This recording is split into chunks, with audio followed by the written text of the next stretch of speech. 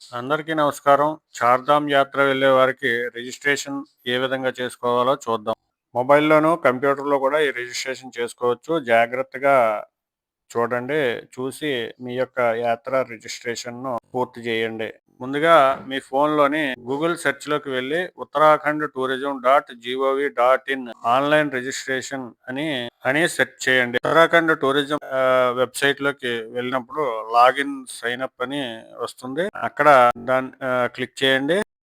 Click చేస్తే మీకు Uttarakhand tourism website open అవుతుంది. ఇప్పుడు మీరు దీన్ని క్లియర్ గా చూస్తే ఇండివిజువల్ అలాగే ఫారెన్ పిలిగ్రిమ్ అని ఉంటుంది. ఇండివిజువల్ మీద టిక్ చేసి ఉంటుంది. రెడ్ మార్క్ ఉంటుంది. అక్కడ మీరు ముందుగా రిజిస్ట్రేషన్ చేసుకోవాలంటే అకౌంట్ క్రియేట్ చేసుకోవాలి. దీనికి గాను ముందుగా మీ పేరు నమోదు మీ పేరు ఎంటర్ చేసి మొబైల్ నెంబర్ ను ఎంటర్ చేయండి. ఆ తర్వాత ఆ కింద మొబైల్ నెంబర్ కింద టూర్ ఆపరేటర్ ఇండివిజువల్ ఫ్యామిలీ అని ఉంటుంది. చేయండి. ఆ తర్వాత దానికి ఒక పాస్వర్డ్ ఈ పాస్వర్డ్ క్రియేట్ చేయండి. పాస్వర్డ్ ను కన్ఫర్మ్ చేయండి. పాస్వర్డ్ మర్చిపోకుండా ముందుగా మీరు ఒక దగ్గర రాసుకొని ఉంచుకోండి. మీ అకౌంట్ క్రియేట్ అయిపోతుంది. మళ్ళీ తిరిగి సైన్ అప్ అయిపోండి. మళ్ళా సైన్ అప్ అయిన తర్వాత మరలా సైన్ ఇన్ అవ్వండి. సైన్ ఇన్ అయ్యేటప్పుడు కిందికి వచ్చి మీ మొబైల్ నెంబర్ ను ఎంటర్ చేసి పాస్వర్డ్ ను ఎంటర్ చేయండి. ఆ తర్వాత మీకు ఈ వెబ్సైట్ ఓపెన్ అవుతుంది. వెబ్సైట్ లోకి సైన్ ఇన్ అవ్వడానికి మీ మొబైల్ నెంబర్ ఎంటర్ చేసి పాస్వర్డ్ ఎంటర్ చేయండి. అక్కడ ఒక క్యాప్చా ఉంది. ఆ నెంబర్ కూడా ఎంటర్ చేయండి. ఎంటర్ చేసి సైన్ ఇన్ అవ్వండి. సైన్ ఇన్ అయిన వెంటనే మీరు డాష్ బోర్డ్ లోకి ఎంటర్ అవ్వండి. డాష్ బోర్డ్ లోకి వెళ్ళిన తర్వాత ఏరోప్లేన్ ఉంటుంది. అక్కడ రిజిస్ట్రేషన్ ఫర్ టూర్ అని ఉంటుంది. దానిపైన చేయండి. రిజిస్ట్రేషన్ టూర్ అంటే ఇప్పుడు మనం ఏ డేట్ లో ఎప్పుడు అక్కడ ఉంటామో ఎంత ఎంత సమయం ఉంటాం అనేది ఇక్కడ ఎంటర్ చేయాలి. ఇప్పుడు సెలెక్ట్ టూర్ డెస్టినేషన్ అన్న దగ్గర పక్కనే మీకు క్యాలెండర్ ఒకటి ఉంటుంది. ఆ క్యాలెండర్ పైన క్లిక్ చేయండి. ప్లీజ్ సెలెక్ట్ టూర్ ఉంది కదా, అక్కడ క్లిక్ చేయండి. డేట్ ఓపెన్ అవుతుంది. ఏప్రిల్ నుంచి ఏప్రిల్ 30 మీకు కనిపిస్తుంది. ఏప్రిల్ 30 నుంచి ఈ డేట్ ఎంటర్ అవుతుంది. మేలో మీరు వెళ్ళాలనుకున్నప్పుడు మే 2 నుంచి కేదార్నాథ్ ఓపెన్ అవుతుంది. మే 4న బద్రీనాథ్ ఓపెన్ అవుతుంది. అప్పుడు మీరు ఏ తేదీన అక్కడ వెళ్ళాలనుకుంటున్నారో ఆ తేదీ నుంచి ఈ మొత్తం టూర్ ఎన్ని రోజులు అక్కడ ఉండాలనుకుంటున్నారో అక్కడ వరకు ఆ నెక్స్ట్ డేట్ని క్లిక్ చేయండి. అప్పుడు మొత్తం ఆ డేట్లన్నీ సెలెక్ట్ అవుతాయి అనమాట. మొదట మీరు ఢిల్లీ ఏ రోజు చేరుకుంటున్నారో ఆ రోజు తర్వాత 2 రోజుల తర్వాత డేట్ని అక్కడ మీరు సెలెక్ట్ చేసుకోవాల్సి ఉంటుంది. టూర్ డేట్ మొత్తం అక్కడ సెలెక్ట్ చేసిన తర్వాత చెక్ అవైలబిలిటీ అని మీకు వస్తుంది. దానికి పైనే నెంబర్ ఆఫ్ టూరిస్ట్ అంటే మొత్తం మీరు ఎంతమంది వెళ్తున్నారో అంతమందిని ముందు ఎంటర్ చేయండి. నెంబర్ ఎంటర్ చేసిన తర్వాత చెక్ అవైలబిలిటీ కొట్టండి. చెక్ అవైలబిలిటీ కొట్టిన తర్వాత మీకు ఈ విధంగా బాక్స్లు వస్తాయి. ఒక్కో రోజు ఏ డేట్లో ఈ గ్రీన్ ఉన్నది మీకు అవైలబిలిటీ ఉన్నట్టు, రెడ్ కలర్ ఉన్నది అవైలబిలిటీ లేనట్టు అర్థం చేసుకోవాల్సి ఉంటుంది. యమునోత్రి, గంగోత్రి, కేదార్నాథ్, బద్రీనాథ్, హేమకుండ్ సాహెబ్ ఈ మొత్తం 5 యాత్రలు ఇవి. చార్ధామ్‌లో పై 4 ఉంటాయి. హేమకుండ్ సాహెబ్ అనేది అది కూడా ఇక్కడ ఈ ఉత్తరాఖండ్‌లో ఉన్న టూరిస్ట్ ప్రదేశం. అక్కడికి ఎక్కువగా సిక్కులు వెళ్తూ ఉంటారు. అయితే మీరు ఆ అవైలబిలిటీ తీసుకున్న తర్వాత మీరు కొట్టిన డేట్ గ్రీన్ కలర్‌లో ఉంటే ఆ డేట్‌లన్నీ మీరు హ్యాపీగా వెళ్ళి రావచ్చు అవైలబిలిటీ ఉన్నట్టు. ఇకపోతే కిందకి వెళ్తే మీరు ఏ విధంగా వెళ్తున్నారో బై రోడ్ లేదా వెహికలా లేకపోతే నడిచా అనేది ఉంటుంది. బై వాక్ అని పెట్టండి. టూర్ వెహికల్ అని పెడితే మళ్ళీ మీరు ఈ టూర్ వెహికల్ తాలూకు నెంబరు, డ్రైవర్ నెంబరు ఇవన్నీ ఎంటర్ చేయవలసి వస్తది. అది కొద్దిగా ఇబ్బంది అవుతది. అందువల్ల మీరు ఇండివిడ్యువల్‌గా లేదా ఇద్దరు ముగ్గురు ఎళ్ళేలాగా ఉంటే గనక ఇండివిడ్యువల్ అని పెట్టండి. బై వాక్ అని పెట్టండి. ఇకపోతే సెలెక్ట్ ధామ్ అన్న దగ్గర మీరు ఏ ధామ్ ఎళ్ళాలనుకుంటున్నారో అంటే యమునోత్రి, గంగోత్రి ఇవి చూడాలనుకుంటే వాటిని ఎంటర్ చేయండి. లేదా కేదార్నాథ్, బద్రీనాథ్ వెళ్దాం అనుకుంటే కేదార్నాథ్ ఎంటర్ చేయండి. ఎంటర్ చేసి మీరు ఏ డేట్‌కి అక్కడ ఉండదలుచుకున్నారో అంటే కేదార్నాథ్‌లో ఎప్పుడు ఉండదలుచుకున్నారో, బద్రీనాథ్ ఎప్పుడు చేరుకుంటారనేది ఆ 2 డేట్లు మీరు ఎంటర్ చేయాలి.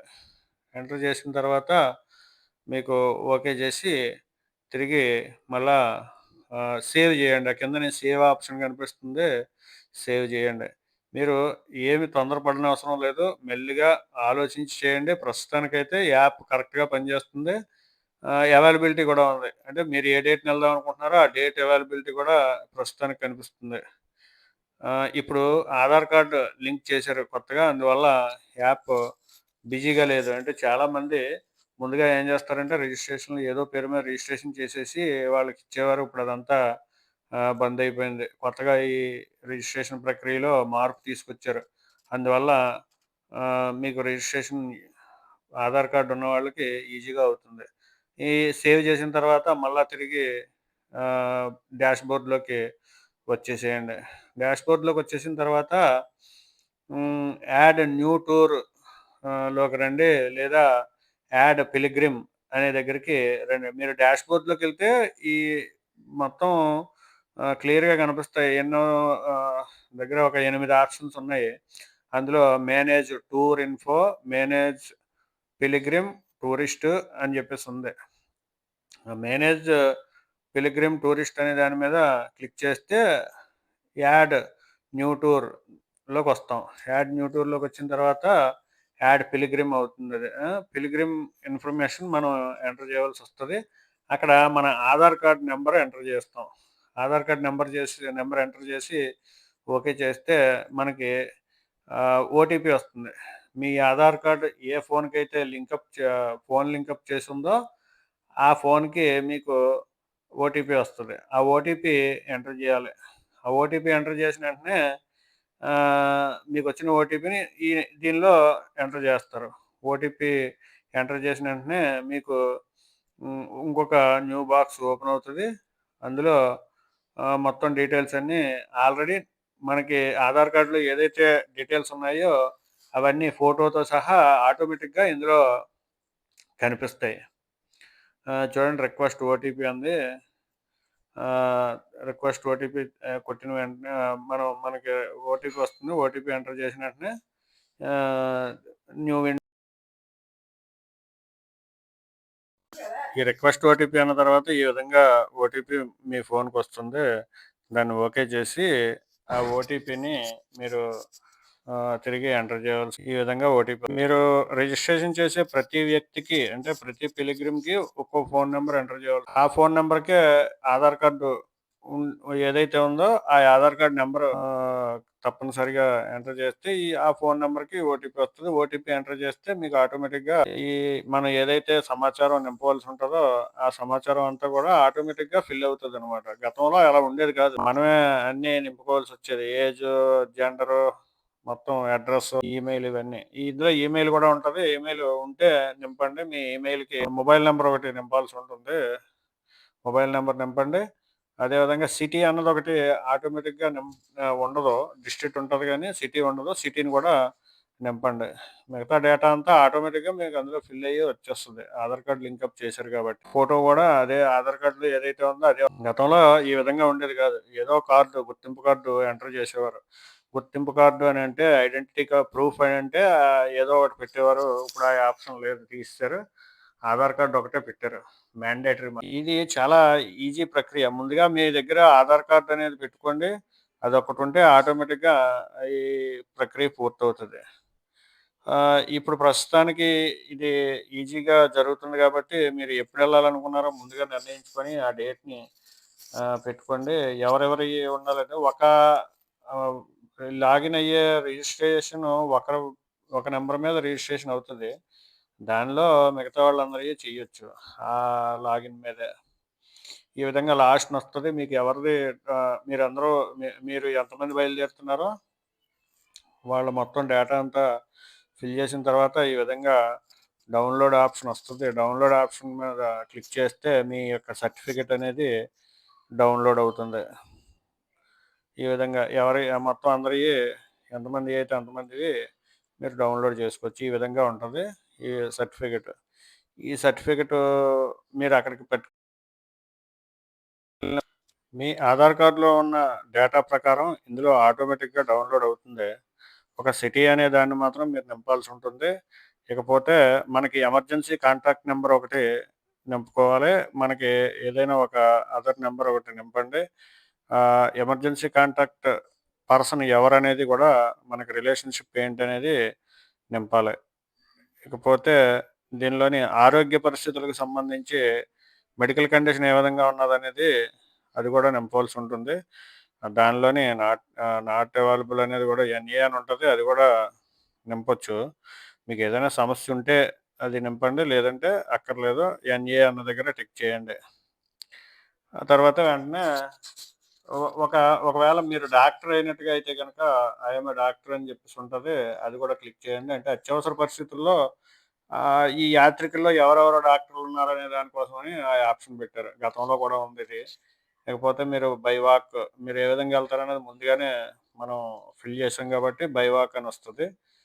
మీరు ట్రాన్స్‌పోర్ట్ వెహికల్ పెట్టుకొని ఎళ్ళిరంటే అక్కడ వెహికల్స్ అయితే మీరేం నింపక్కర్లేదు. ఆటోమేటిక్‌గా ఆళ్ళకి ఆ లైసెన్స్ అది ఇస్తారు. వాళ్ళు తీసుకెళ్తారు.